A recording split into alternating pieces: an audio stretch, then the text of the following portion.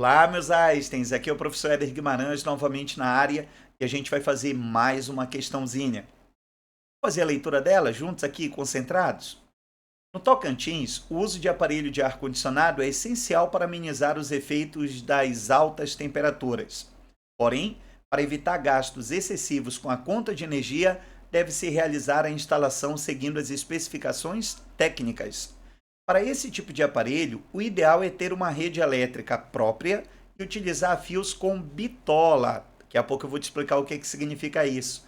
Área de seção de 6 milímetros quadrados.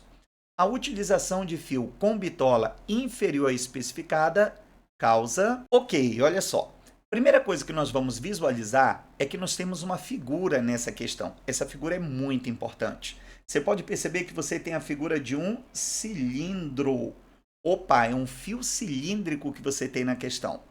A partir do momento que você tem um condutor cilíndrico, ele está falando sobre bitola, vou aqui destacar para você, bitola, e ele esclarece que corresponde à área do fio, alguma coisa nos chama a atenção. É que na eletrodinâmica você tem duas leis importantes, a primeira lei de Ohm e a segunda lei de Ohm. A primeira lei de Ohm, ela fala sobre resistência dos condutores, e a segunda lei de Ohm fala sobre resistência dos condutores também.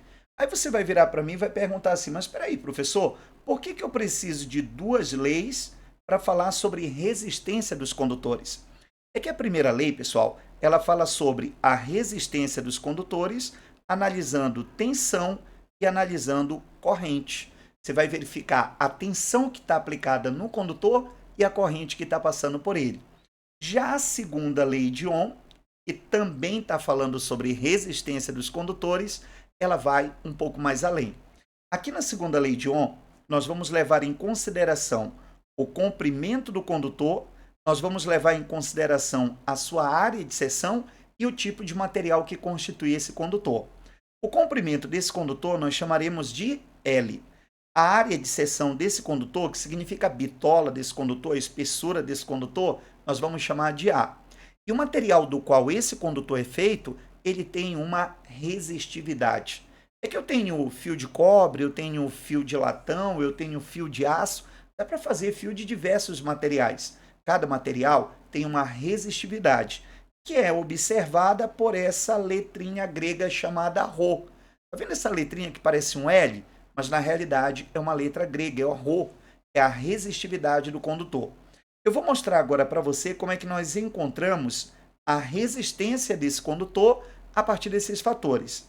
A resistência vai ser igual a resistividade, o Rho, vezes o comprimento do condutor, o L, dividido pelo A, que é a área de seção. Meus amigos, agora nós vamos destacar uma coisa importante. Sabe a resistência do condutor? Opa, acabei colocando a borracha aqui. Não, é marca-texto.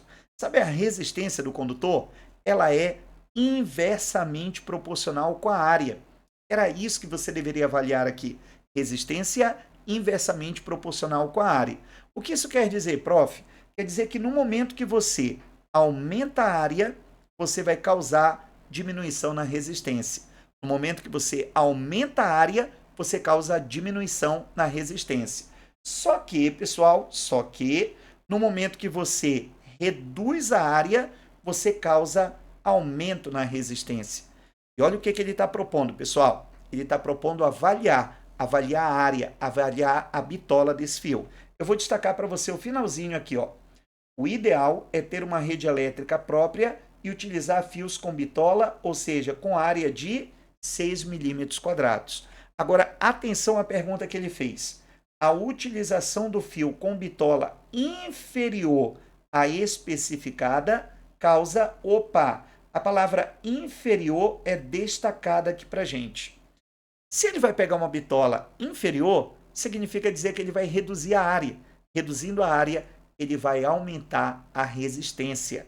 Aumentando a resistência, ele vai aumentar a dificuldade para as cargas passarem pelo condutor. Vamos avaliar as alternativas que nós temos aí? A letra A está dizendo perda na potência do ar-condicionado. Gente, essa questão ela é um pouquinho polêmica e essa letra A causa uma certa dúvida, mas a gente não vai discutir isso agora não. Então, não vamos considerar a perda de potência baseado na segunda lei de Ohm. A letra B está dizendo diminuição da resistência elétrica. Não, meus Einsteins. Você viu que a área caiu? A queda da área aumenta a resistência. Letra C, perda da energia por efeito Joule. Ué, que é efeito Joule? Efeito Joule é o aquecimento do condutor. A corrente vai passar, a resistência vai contribuir, nesse caso, para que você perca energia por aquecimento, perder energia por efeito Joule. É isso mesmo. Quando você coloca um fio com bitola menor, prepare-se. A corrente vai passar, a resistência desse fio está alta, as perdas serão inevitáveis e o aquecimento acontecerá por efeito Joule. Então, a gente nem precisa passar desse ponto.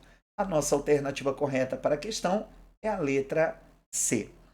A letra D fala de aumento de tensão. Esse aumento de tensão está totalmente descartado, porque o ar vai estar ligado numa mesma rede. E a letra E, diminuição dos riscos de choque. Não podemos fazer essa avaliação. Beleza? Tudo nosso, nada deles. Te aguardo na próxima.